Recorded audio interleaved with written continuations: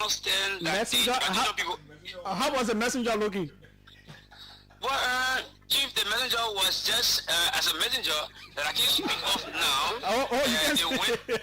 They went there and they invited a party at the people town where there was 2 hours meeting. Man, please, I know you don't want to anger the traditional people in a way. I can understand, but can you describe how the messenger was dressed? Did you see the messenger?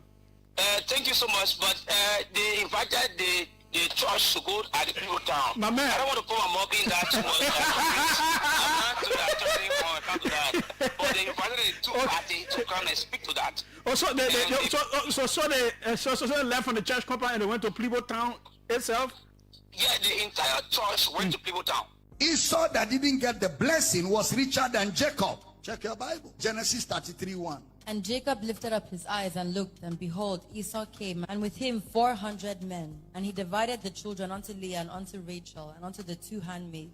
When you have 400 men living with you, you are not a poor man. When your family can accommodate 400 people, you are not a poor man. And don't forget, these 400 were men minus wives and children, following a man that is not blessed. Is your mind getting renewed? The blessed child Jacob had only 12 children. With the blessing, 12 children, 2 wives. That's why prayer and fasting, as good as it is for your spiritual development, has not changed the Nigerian economy. We don't need more prayer and fasting in Nigeria. We need brains that can create and develop an enabling environment with technology, with manufacturing plants. Once we produce manufacturing plants, you won't fast for jobs again. That didn't get the blessing was Richard and Jacob. Esau that didn't get the blessing was Richard and Jacob. Check your Bible. Genesis 33:1. And Jacob lifted up his eyes and looked, and behold, Esau came, and with him 400 men. And he divided the children unto Leah and unto Rachel and unto the 2 handmaids. When you have 400 men living with you, you are not a poor man. When your family can accommodate 400 people, you are not a poor man. And don't forget, these 400 were men minus wives and children, following a man that is not blessed. Is your mind getting renewed? The blessed child Jacob had only 12 children. With the blessing, 12 children, 2 wives. That's why prayer and fasting, as good as it is for your spiritual development, has not changed the Nigerian economy. We don't need more prayer and fasting in Nigeria. We need brains that can create and develop an enabling environment with technology, with manufacturing plants. Once we produce manufacturing plants, you won't fast for jobs again. You'll be fast.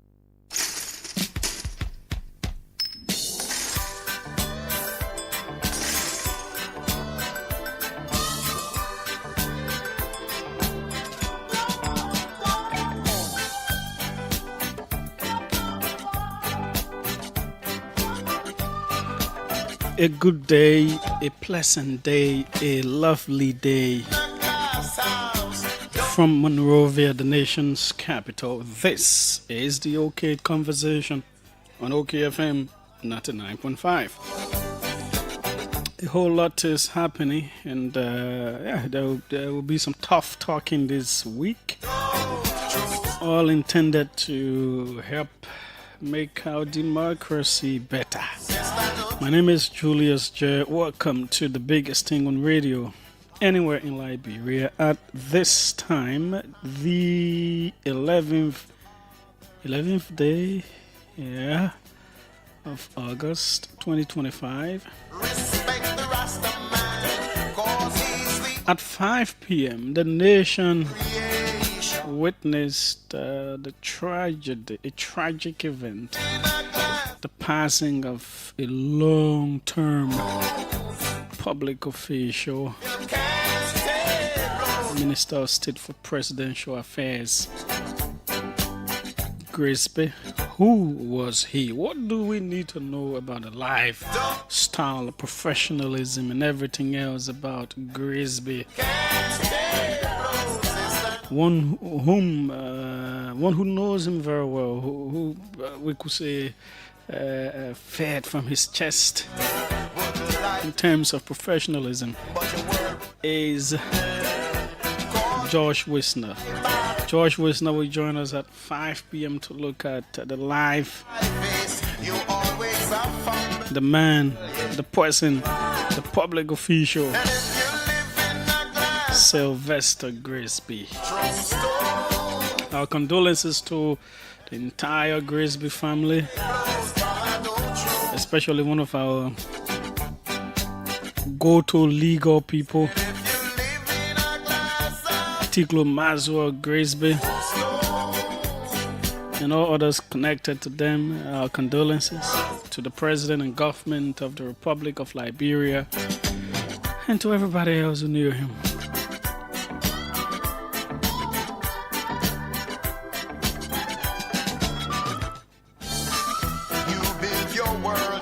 At 4:15, we are hoping to have the Director General of MFA. We are hoping, I'm saying hoping because we started talking. Not sure I got the actual confirmation that I needed for his appearance at 4:15. So I have some allegations against his entity.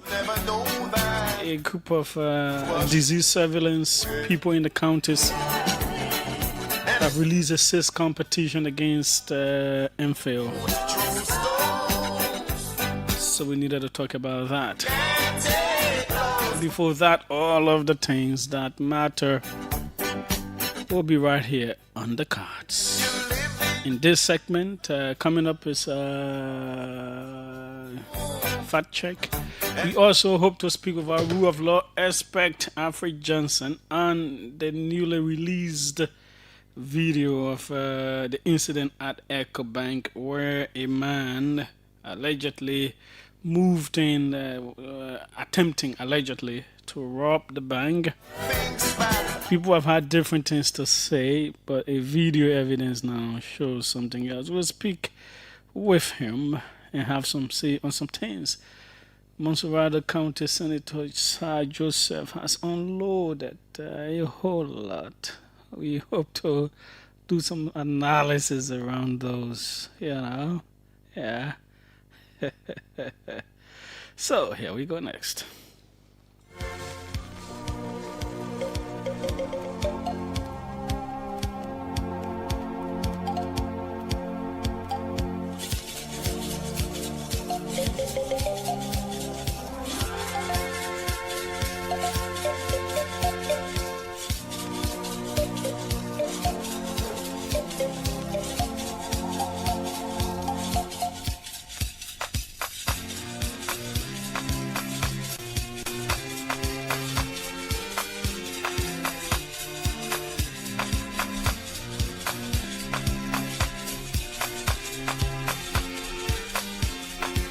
The United Methodist Church as well. All kinds of things are happening. Ghana's President John Mahama has promised a full investigation into Wednesday helicopter crash that killed 2 government ministers and 6 other people. Defense Minister Edward Oman Boama and Environment, Science and Technology Minister Ibrahim Matala Mohammed, both 50, were among those killed when a military aircraft crashed in the central Ashanti region. In a televised address to the nation, Mahama said the crash represented a personal loss for him.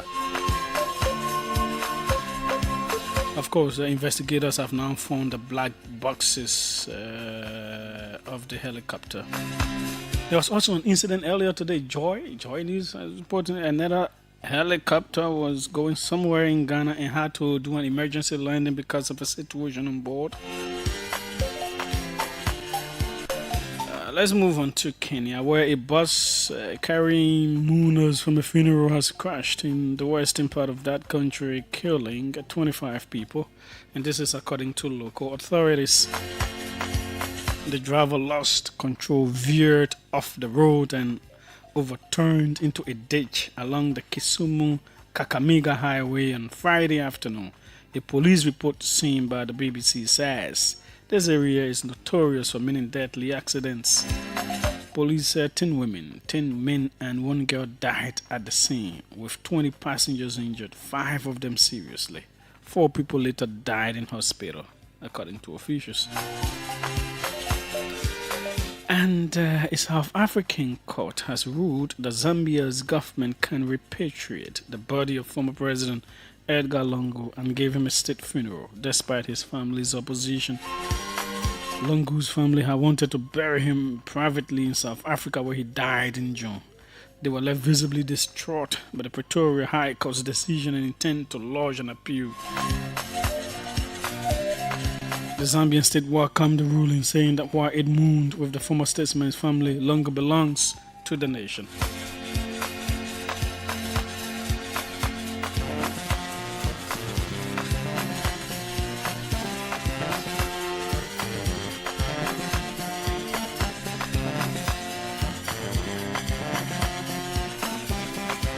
Okay, share the video, invite others to join in the OK conversation on OKFM 99.5. You are in for quite a ride. Well, let's take a break with some of our sponsors. After that will be the fact check, after which will come in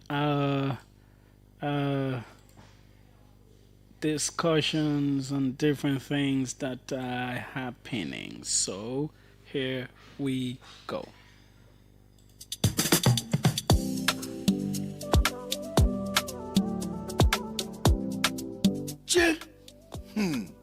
Things are on me with the emergency. How do I manage again? Potano, why are you sitting here just talking by yourself? Julie, I need money quick. I want to find somebody to credit me. That I will pay them as soon as I get paid with the more in. Echo Bank can credit you, but the only thing you have to pay in 1 month, and the good thing, the interest are just 3%. For you? Yeah, just go to any Echo Bank branch and you ask for the form to enroll you on their salary advance platform. When they give you the form, you fill it up and you make sure your HR sign it. Then you take that form back to the bank. After you carry it to the bank, they will send you a message to let you know that you're already on the platform. Then you can use the *326# and request for 50% of your salary. Instantly, you will receive it. Wow, just like that? Break edit to more money, Judy. I'm going to the bank to pick up the phone quick. Yo, go get the form quick. In less than 1 week, you will receive the money. And what I like about it, and they can even ask you for collateral set. I'm going there right now. No wasting time, oh. I'm not saying you must not go there right now. You must make sure you pay the bank money back. Hey, Judy, that you talking slow, so I will pay back quick so I can credit again. Echo Bank na easy, oh. Echo Bank, the Pan-African Bank.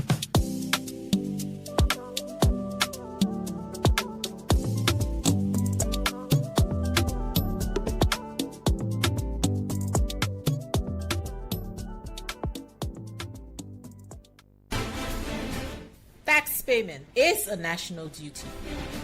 When we all contribute, we become entitled to development. We are the authors of our destiny. Tax payment is a commitment we make towards the future of the unborn generation.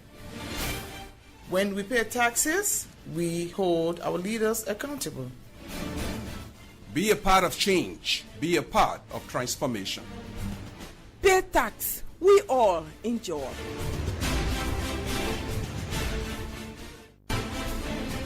Tax payment is a national duty. When we all contribute, we become entitled to development. We are the authors of our destiny. Tax payment is a commitment we make towards the future of the unborn generation. When we pay taxes, we hold our leaders accountable. Be a part of change. Be a part of transformation. Pay tax. We all enjoy.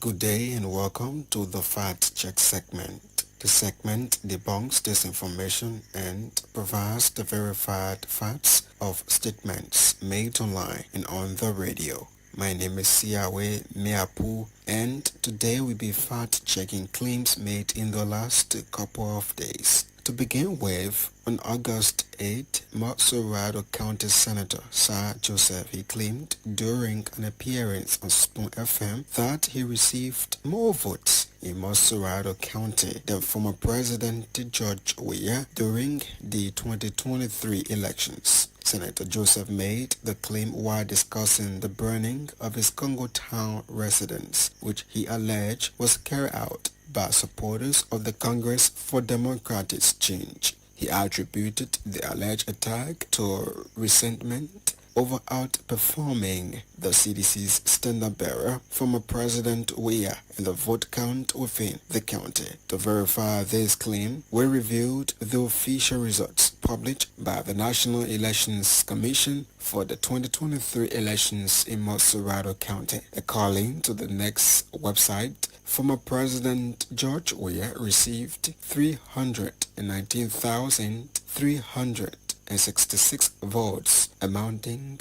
to 46.08% of the vote in Matsurado County during the presidential election. Senator Sir Joseph received 375,392 votes, representing 56.45% of the vote during the senatorial election in the same county. Based on the official data from the next website, we conclude that Senator Sir Joseph's claim that he received more votes in Matsurado County than former President George Weah during the 2023 elections is correct. On August 4, Spoon Network claimed that nearly 1 in 10 children die before their 5th birthday in Liberia. The statement was made in the context of a report about the JFK Medical Center counseling free treatment, which the network described as a national heartbreak. To fact-check this claim, we reviewed official reports from the Liberia Institute of Statistics and Geoinformation Services and the World Bank. The 2022 Liberia Population and Housing Census thematic report on mortality gives an under 5 mortality rate of 92.6 deaths per 1,000 live births. This figure is very close to 100 per 1,000, which means it is correct to state that nearly 1 in 10 children in Liberia do not survive to their 5th birthday. However, it is important to note that the most recent data released in 2023 by the World Bank indicates that 1 in every 15 children, not 1 in 10, die before their 5th birthday. Based on these findings, we conclude that the claim made by Spoon Network that nearly 1 in 10 children die before their 5th birthday in Liberia is correct based on the 2022 Legis report, a major national source. However, it is important to note that more recent data from the World Bank indicates a lower mortality rate of 1 in every 15 children, not 1 in 10, die before their 5th birthday for 2023. On August 2, Representative Tawumbe, he posted that over 70% of Liberians are farmers to support President Joseph Boakai's executive order on rubber exports. He argued that the order would benefit the majority of the population who he identified as farmers. To verify this claim, we reviewed official reports from the Liberian Institute of Statistics and Geoinformation Services and the World Bank. Legis reports do not define an individual farmer. Instead, they count agricultural households, which are family units where at least one member is involving into agricultural activities for a living. According to the 2022 census, only 30.2% of all households in Liberia are agricultural. The World Bank report that over 70% of the population relies on agriculture for livelihood. But this does not mean they are all full-time farmers. This statistics is a broad measure that includes everyone who who makes a living from the agricultural sector, such as those who process, transport, and sell farm products. Based on these findings, we conclude that Representative Taungbe's claim that over 70% of Liberians are farmers is unproven. Official data shows that a much similar percentage of households are agricultural, though a vast majority of the population relies on the sector for their livelihood in various ways. This is all we have time for on the Fact Check segment. This segment is part of an MOU between Local Voices Liberia, OKFM, Pram FM, and Cal Radio to counter disinformation to help the public make informed decisions. This MOU is funded by the Liberia Media Empowerment Project implemented by Internews with funding from the European Union. The funder or partner had no say in the editorial decision leading to the production of this Fact Check segment. We will be back on Monday with more Fact Check reports to help you know the real facts. If you want us to fact check a claim for you, please send us a text to WhatsApp on 0777 556296 and we will check for you. Also follow us on Facebook at Local Voices Liberia, X at LVL Fact Check, and go to our website at www.localvoicesliberia.com. I am Siawe Miapo. Thanks for listening. Goodbye. Thanks so kindly as well for being there. Welcome. This is the OK Conversation on OKFM 99.5. I shared the video. Invite others to join in. So let's start with different things that are happening.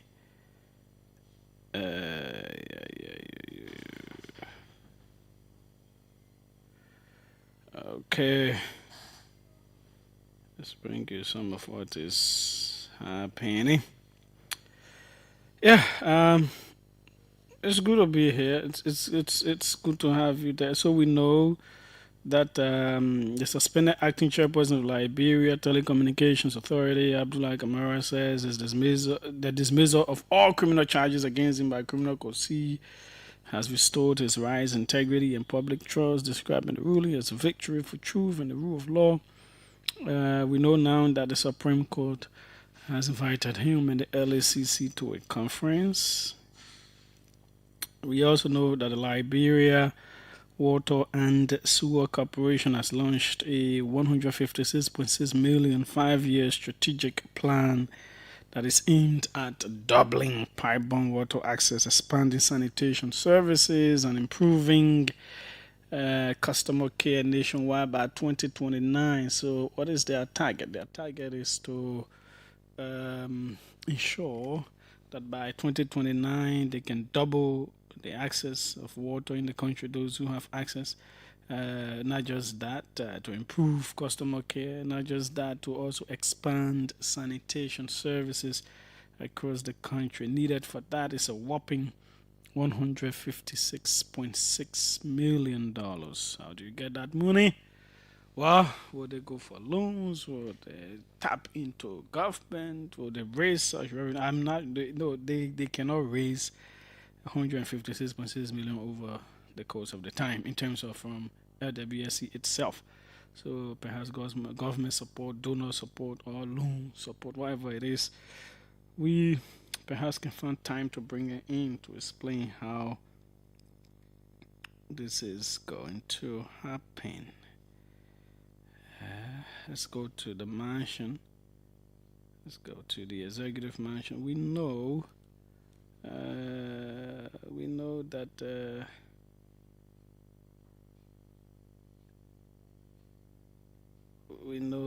that we've already talked about the passing of Minister Grisby, but also there are other events that occurred. Was it Thursday or Friday?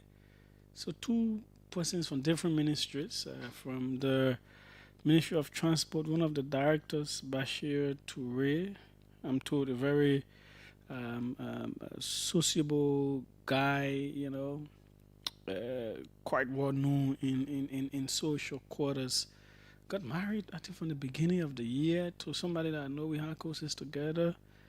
Yeah, and he passed just like that. Personally, I did not know him. We're not friends on Facebook, but I know we had chats, like some messages back and forth on different things. Yep. Yeah, some different pieces of information.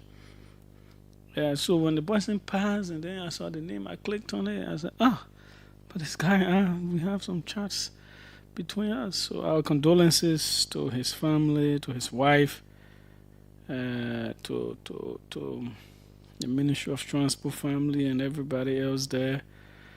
Condolences. Then on the same day as well, somebody else I'm told working finance. Was his birthday, his wife, and people had celebrated him in the morning. He came to work, and then he passed. What he said, Melvin Johnson or Emmanuel Johnson, but the last name is Johnson.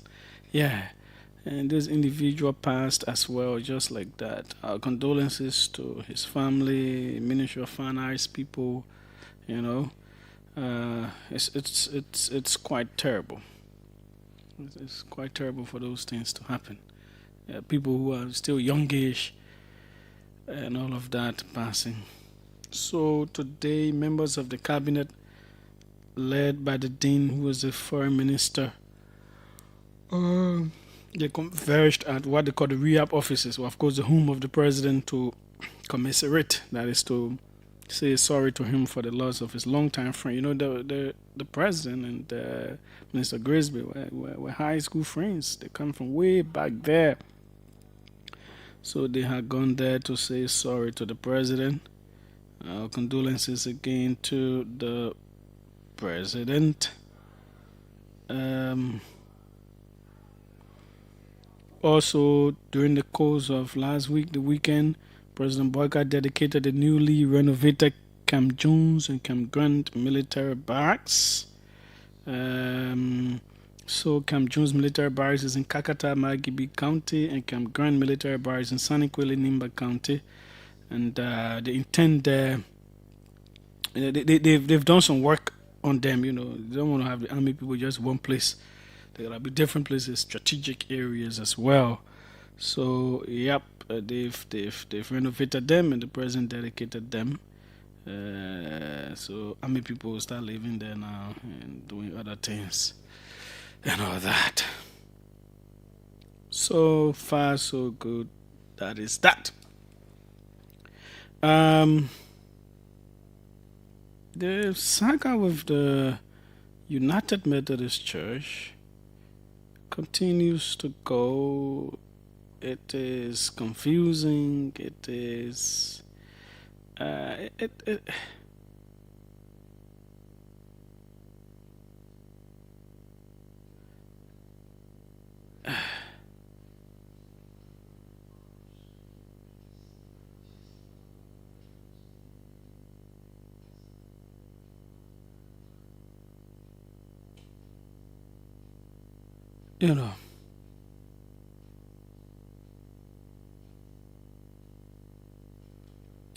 And as much as the church speaks, there are different narratives out there. But here is what I know, and perhaps an advice. Being a Christian and being someone who has followed this saga for a very long time, so here are a few things that are clear. The United Methodist Church in Liberia says it does not endorse same-sex marriage or making same-sex people leaders within the church. That is clear. That's what they say. The United Methodist Church says Liberian laws and every other thing doesn't allow for that. The sticky point is that the whole congregation worldwide, all the churches you have in America, in different countries, all of them came together And they decided in a 2024 book of discipline, how they call it, their definition for marriage in that book, which of course you all have been following here, is that marriage is between man and woman or two consenting adults. I love each other. It doesn't stop to the between a male and female of age, but it goes on to say all two consenting adults in their social principles as well, which we've gone back and forth with. That is globally, worldwide. And these things are voted upon. They accepted that people who are gay cannot be stopped from being clergy members, from being pastors, from being bishops, and all of that in the church. So then you ask, well, Julius, where is the contention? The contention is that there are undisputed pieces of video evidence that the Bishop Samuel Choir said before that vote taking, that if they have voted for the church globally, worldwide, to accept that, they will leave the United Methodist Church. Bishop Choir and others come back and argue that at the time of doing this, the Methodist Church worldwide, the United Methodist Church worldwide, decided upon something called regionalization. So regionalization is, if you don't agree upon certain things that the worldwide United Methodist Church accepted, you can do your church building according to your custom, your tradition, your laws in your area, but we are under the same umbrella. So yeah, you don't accept, for example, people with the same sex, man getting married, woman getting married, and or making such people pastors, bishops, and all that. Since you don't accept it, yeah, we still under the same umbrella, but your region can practice, your UMC church activities as you desire, or as your laws will permit. Others said, no, there's a commitment. The fact that what we consider sin, what we believe the Bible considers sin, is already accepted by the worldwide denomination, then we cannot be there, even though regionalization comes in to say, yeah, we'll practice differently, but we cannot be under the same umbrella. So there was this back and forth, and some people left. They joined what is termed the Global Methodist Church, which I went to their first convention that they held in Ghana. Still, in the United Methodist Church, some of the churches are insisting that the Liberia Annual Conference of the United Methodist Church should leave the worldwide United Methodist Church. Or some of the local churches say they cannot agree to be under the umbrella of the worldwide United Methodist Church, since in fact worldwide, in the book of discipline, it defines marriage the way it did. Yeah, that's the issue. So no, some of the lines around that they marry man, blah blah blah. No, it's not happening in Liberia. It is the fact about scripture. It's about, do you still want to be part of a worldwide church that redefines marriage and accepts that people who are gay and lesbians can be pastors and bishops? So I've been with these both sides. I've had conversations, and I know one of the questions I asked that still did not get the answer is the Liberia Methodist Church, United Methodist Church, is it forced to be, why is it forced to be under the worldwide United Methodist Church? Because clearly you don't agree with the definition of marriage. You don't agree with the social principles that talk about making gays, lesbians, pastors, and bishops, and all of that. So, why do you still want to? Because if you're a Methodist pastor or bishop, you went to America to preach, you're clearly not going to preach against homosexuality. You know, a gay bishop or pastor from the US or other places could also come here, and they'll be allowed to take a pulpit. You can't discriminate against them according to the social principles. So I remember one of the meetings with Bishop Choir. It is a question I asked, and it was the most difficult question to answer. Because I'm told they pay a certain percentage of tithes and offerings to the worldwide church. So if you send your tithe and offering there, they'll go to those other gay committees and blah blah blah that may be in the church to support the aspects of those other ministries of that. And clearly, if the Bible is what you go by, the Bible is clearly against those acts. People say, "Oh, but you can do other things." Yeah, they are sins. Sin is sin. Whether people do it, they didn't do it, it is sin. The day my church, the church I am in, by the time they start saying they won't vote on anything that is a sin for it to be seen as not sin, damn awesome. I can lie, I can fornicate, I can steal, I can do this, I do that. It's better for the pastor to stay in the church and say, stop stealing, stop fornicating, blah blah blah. It is a sin. Then for the pastor to say, oh, gay homosexuality is not a sin, it's love for each other and blah blah blah. No. So that is the issue. That is the real issue that is hampering. So the Bishop Choir group and all of that, they are clear that no, we don't accept it. But the issue of Christianity doesn't go by the law of the land or the traditional practices and all of that. No, there are certain strict things, so they should be guided by the Bible. So they are clear, we don't agree with this, we're not practicing in our country. The contention is, yeah, you don't agree with it, you're not practicing, but you still honor the umbrella of a worldwide denomination that redefines marriage, and that also redefines the social principles. Should we still be under them? That is the issue in the Methodist Church. So some of the denominations say, no, we can't be under them. We will not be with you. So that's the issue. And I think they should resolve it.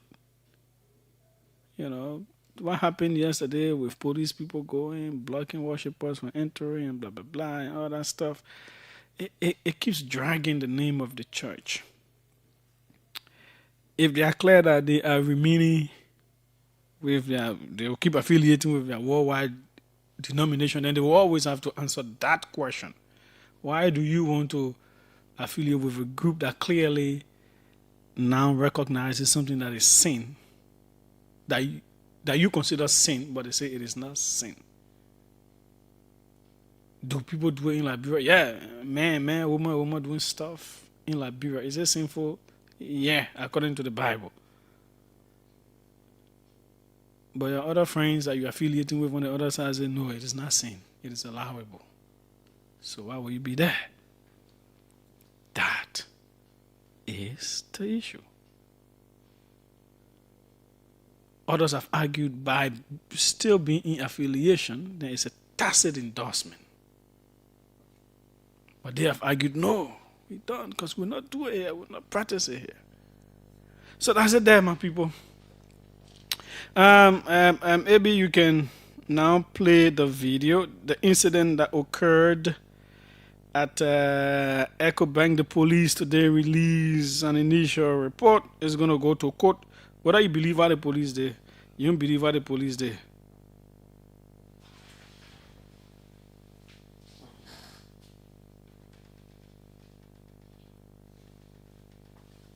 Okay, so we are about to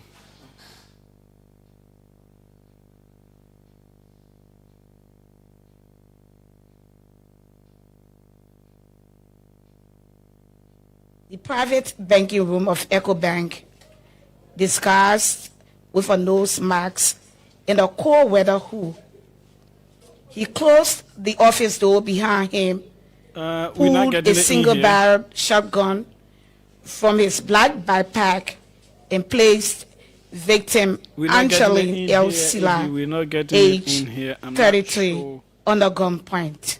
I'm not hearing it in here. He demanded the money stored in the office and tussled with the victim for about 10 minutes and attempted to seal her mouth with duct tape he brought along with him. I'm not sure it is on the radio. The victim resisted, pressed the alarm button, and was rescued by her colleagues who restrained the suspect until the arrival of the Liberia National Police. CCTV footage from EcoBank clearly shows Mr. Johnson entering the private banking room, retrieving the weapon and threatening the victim. During questioning, the suspect admitted to purchasing the firearm in Ganta, Lima County but we're not for getting it on the $60 radio. United States dollars, claiming it was for personal protection. Those who are recovered police items include one black backpack, one single-barrel shotgun, 3 rounds of ammunition, 1 pepper spray, 1 duct tape, 1 nose mask. These items are already being displayed during this press conference. No, it's people on the live hearing it. I'm not sure. So as we confront violent crime in Liberia, we are reminded of global examples like J.J. Maloney, a respected American journalist and author who won multiple prestigious awards, including the American Bar Association Silver Gavel and the Sigma Delta Chi Award, and he was nominated for 5 Pulitzer Prizes. But before that, Maloney spent over 6 years in reform schools and prison for murder and armed robbery. His transformation came only after incarceration, where he educated himself and built his life. This case is a powerful reminder those of you on that the radio education, seems to be a employment, glitch. and social standing do not exempt someone from criminal behavior. Public perception can be misleading, if you're watching, and assumptions see based on status was never override the facts uncovered now it's on the in radio. the Let whole him weather restart. who. The Liberia National Police investigates him based on pulled a single-barrel shotgun from his black backpack and placed victim in the private banking room of EcoBank, disguised with a nose mask and a cold weather hood. He closed the office door behind him, pulled a single-barrel shotgun from his black backpack, and placed victim Angeline El Sila, age 33, under gunpoint. He demanded the money stored in the office and tussled with the victim for about 10 minutes and attempted to seal her mouth with duct tape he brought along with him. For about 10 minutes, the victim resisted to seal her mouth with duct tape he brought along with him. The victim resisted, pressed the alarm button, and was rescued by her colleagues who restrained the suspect until the arrival of the Liberia National Police. CCTV footage from EcoBank clearly shows Mr. Johnson entering the private banking room, retrieving the weapon and threatening the victim. During questioning, the suspect admitted to purchasing the firearm in Ganta, Lima County for $60 United States dollars, claiming it was for personal protection. Recovered items include one black backpack, 1 single-barrel shotgun, 3 rounds of ammunition, 1 pepper spray, 1 duct tape, 1 nose mask. These items are already being displayed during this press conference. So as we confront violent crime in Liberia, we are reminded of global examples like J.J. Maloney, a respected American journalist and author who won multiple prestigious awards, including the American Bar Association Silver Gavel and the Sigma Delta Chi Award, and he was nominated for 5 Pulitzer Prizes. But before that, Maloney spent over 6 years in reform schools and prison for murder and armed robbery. His transformation came only after incarceration, where he educated himself and built his life. This case is a powerful reminder that education, employment, and social standing do not exempt someone from criminal behavior. Public perception can be misleading, and assumptions based on status must never override the facts uncovered through investigation. The Liberian National Police investigates based on evidence, not assumptions, and justice applies equally to all, regardless of background. We are aware of commentary surrounding Mr. Johnson's background, including his association with the University of Liberia. Let it be made clear, no individual is above the law. The Liberian National Police